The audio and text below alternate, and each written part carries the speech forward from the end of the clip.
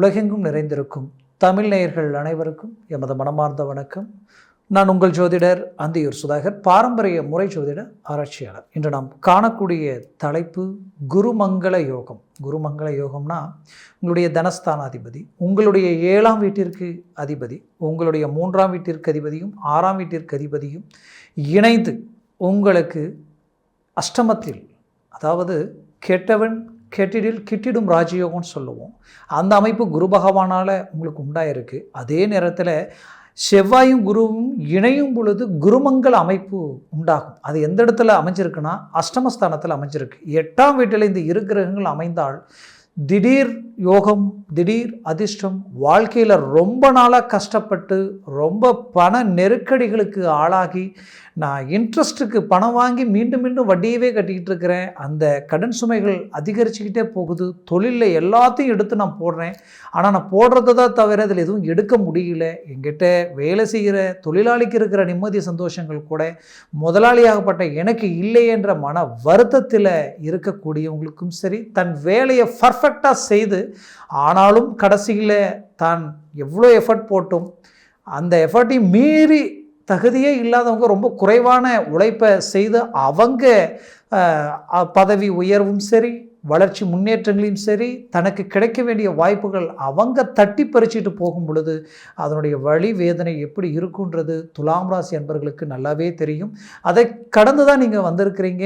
அந்த மன அழுத்தத்திலிருந்து மீண்டு வெளியில் வர்றதுக்கு இந்த அஷ்டமஸ்தானத்தில் ரொம்ப நாளாக நான் சொன்ன மாதிரியான கஷ்டங்கள் எல்லாமே தீரக்கூடிய ஒரு கால அமைப்புகள் உங்களுக்கு 8ஆம் வீட்டில் அமையுது. இந்த அஷ்டமத்தில் இருக்கக்கூடிய இந்த குரு ப்ளஸ் செவ்வாய் இவர்களது இணைவில் இவர்கள் பார்க்கக்கூடிய இடம் 5 இடத்துல பார்க்குறாங்க. 5 இடத்துல பார்க்கும் பொழுது அந்த 5 விதமான அமைப்புகள் உங்களுக்கு கிடைக்குது. அது எப்பேற்பட்ட அமைப்புன்றது இந்த காணொலியில் தெளிவாக விவரமாக பார்க்கலாம். நம்ம சேனலை சப்ஸ்கிரைப் பண்ணாதவங்க பண்ணிக்கோங்க, பெல் பட்டனை கிளிக் பண்ணி ஆல் ஆப்ஷனை கொடுத்துக்குங்க. அப்போ தான் அடுத்தடுத்து காணொலிகள் உங்களுக்கு உடனடியாக வந்து அடையும். ஆக துலாம் ராசி அன்பர்கள் ஆன்மீக தெய்வ சிந்தனை உடையவங்க, உற்சாகமானவங்க, ஒரு விஷயத்தில் இறங்கினாலும் ஒருத்தர்கிட்ட வாக்குறுதி கொடுத்தாலும் அதை காப்பாற்ற ரொம்ப பர்ஃபெக்டாக மேனேஜ்மெண்ட் பண்ணுவீங்க, தன்மானத்துக்கு கட்டுப்பட்டவங்க. ஆனாலும் வாழ்க்கையில் அடுத்தவங்களுக்கு பாதிக்கக்கூடிய எந்த விஷயமா இருந்தாலும் செய்ய மாட்டீங்க. அப்பேற்பட்ட உங்களுடைய வாழ்க்கையில் அது என்னவோ தொடர்ச்சியான பிரச்சனைகளையும் இழப்புகளையும் சந்தித்து கடந்து வந்த உங்களுக்கு இப்போது ஏதாவது ஒரு விடிவு காலம் கிடைக்குமா நினைச்சிங்க இல்லையா? அந்த விடிவு காலம் உங்களுடைய ராசியினுடைய தனஸ்தானத்தில் 3 கிரக பார்வைகள் விழுது. அடுத்தது இந்த குருமங்கள யோகத்தினால 5 இடத்துல இவர்களது பார்வை விழுது. அது உங்களுக்கு கிடைச்ச ஒரு வரமாகவும் ஒரு பாக்கியமாகவும் இந்த காலகட்டங்களில் அமையுது. அப்போ அது எந்த அளவுக்கு இருக்கு, எந்த அளவுக்கு அது உங்களுக்கு மேன்மையை அளிக்கும் அப்படின்னு பார்த்தீங்கன்னா, உங்களுடைய முதலில் பார்க்கக்கூடிய இடமே உங்களுடைய 11 லாபஸ்தானத்தை செவ்வாய் பகவான் பார்க்கிறார். யாரு? தனஸ்தானாதிபதியும் 7ஆம் வீட்டிற்கு அதிபதியும் குருவுடன் இணைந்து, பிரகஸ்பதி குரு பகவானுடைய இணைந்து அவனுடைய முழு ஆற்றலையும் உள்வாங்கி அவர் பார்க்கக்கூடிய இடம் லாபஸ்தானம்.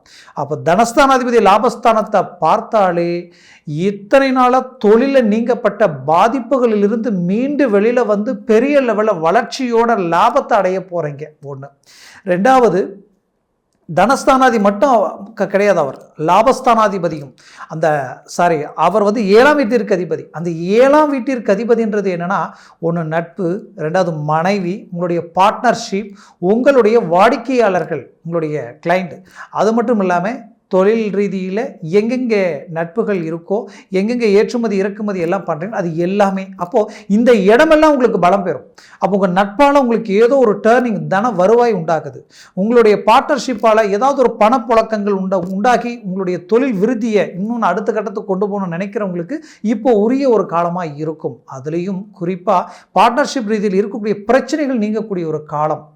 அப்போது தொழிலில் ஒரு அங்கீகாரத்தை உண்டாக்கக்கூடிய அருமையான காலம். இதனுடைய விளைவுகள் உங்களுடைய வாழ்க்கையில் இருக்கக்கூடிய கடன் சுமைகள் நீங்கி ஒரு நல்ல ஆரோக்கியமான வாழ்க்கை வாழக்கூடிய ஒரு காலமாக இது இருக்கும். இதில் தனஸ்தானம் மட்டுமல்ல, அது குடும்பஸ்தானமும் குடும்ப ரீதியில் இருக்கக்கூடிய சிக்கல்கள் தீரக்கூடிய காலமாக இருக்கும்.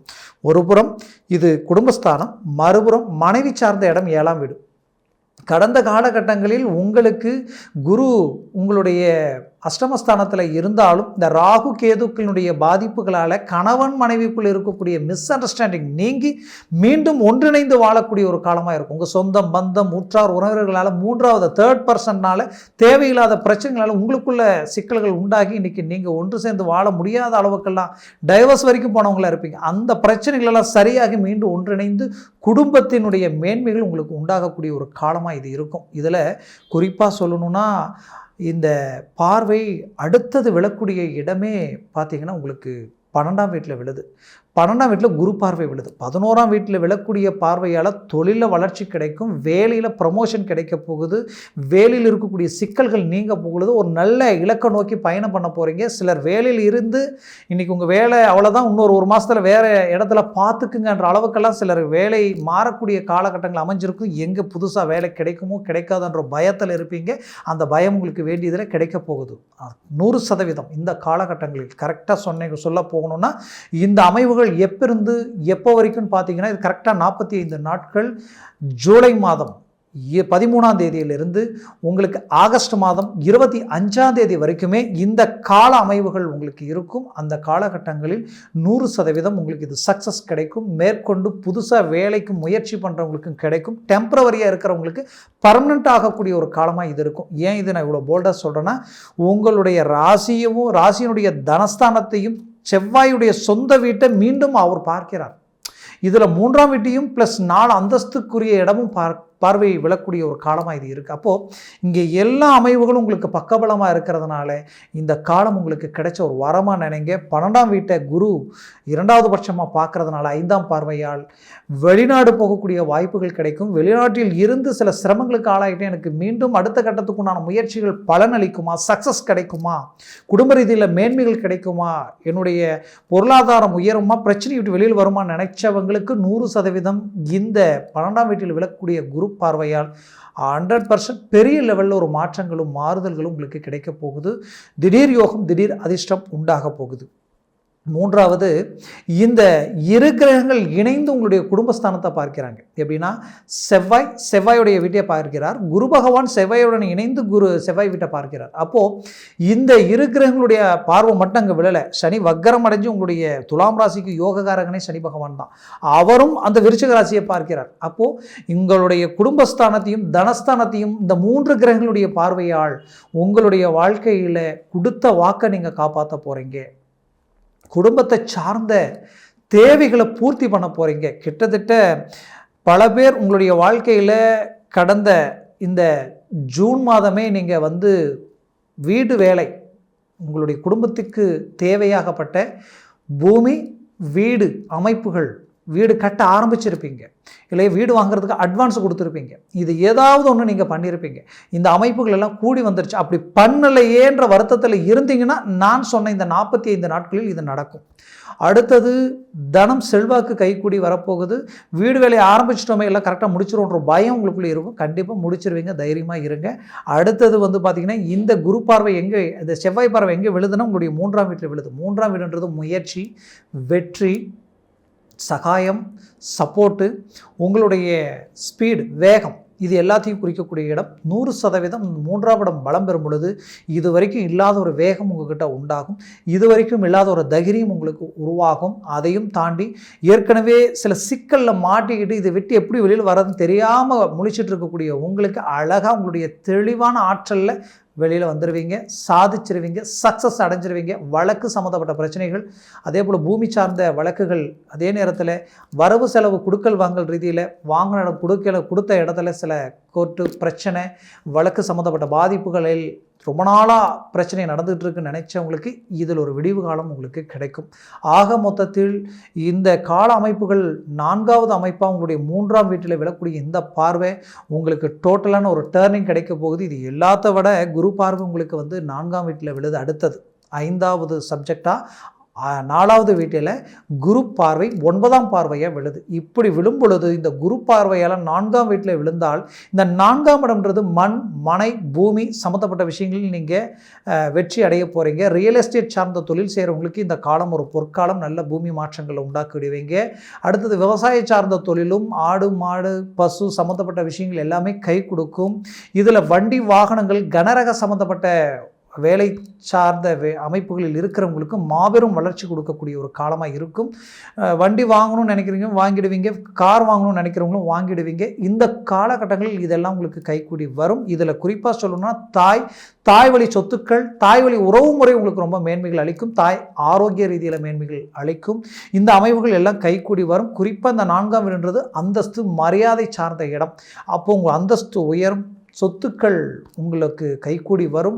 ஒரு நல்ல மேன்மைகள் உண்டாகக்கூடிய அருமையான ஒரு காலமாக இது இருக்கும். மொத்தத்தில் நான் ரொம்ப நாளாக கஷ்டப்பட்டு வளர்ச்சியை நோக்கி அடுத்து வைக்கணும்னு முயற்சி எடுக்கிறேன், எந்த தொழிலும் செய்ய முடியல, எந்த வேலையும் கிடைக்கல நினைக்கிறவங்க, புதுசாக தொழில் ஆரம்பிக்கணும்னு நினைக்கிறவங்களுக்கு இது ஒரு அருமையான ஒரு காலம். ஆரம்பிச்சிடுவீங்க, வளர்ச்சி அடைஞ்சிடுவீங்க, வேலை கிடைச்சிடுச்சுன்னு நினச்சி மூவ் பண்ணுங்க.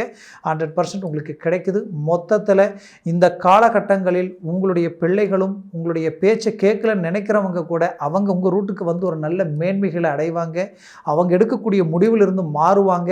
மொத்தத்தில் இந்த காலம் உங்களுக்குரிய காலமாக நினச்சி முயற்சிகளை பலப்படுத்தினால் 100% வெற்றிகள் அடைவீங்க. ஆக நான் சொன்ன இந்த பலன்களில் குறிப்பாக திசாபுத்திகள் இன்னும் உங்களுக்கு ஒத்து வந்தால் அதை விட உங்களுக்கு யோகம் வேறு எதுவுமே இல்லை. அதனால் உங்கள் திசைநாதன் யோககாரகனா பாதகாதிபதியான்றது நல்லா புரிஞ்சிக்கிங்க, அவயோகியான்னு புரிஞ்சிக்கிங்க. அதனால் ஜனன ஜாதகத்தை பாருங்கள். குறிப்பாக சர்வாஷ்ட வர்க்கத்தில் இந்த கிரகங்கள் பரல்கள் எத்தனை பெற்றிருக்குன்றது பார்த்தீங்கன்னா ஒரு 3-4க்கு மேலே ஒரு 7 இருந்துட்டால் உங்கள் ரேஞ்ச் வேறு, உங்களுக்கு ஜாக்பாட் அடிக்கிற மாதிரி தான். அப்படி இருக்கும் பொழுது அதுவே 3க்கு கீழே வந்துட்டால் டோட்டலாக நெகட்டிவ் ஆகிடும். இப்படி பல்வேறு விஷயங்களில் எல்லாத்தையும் சார்ந்து தான் உங்களுடைய ஒரிஜினல் ஜாதகம். அந்த ஒரிஜினல் ஜாதகத்தை பார்த்து எந்த ஒரு விஷயங்களையும் செய்தால் அது உங்களுக்கு உகந்ததாக இருக்கும்.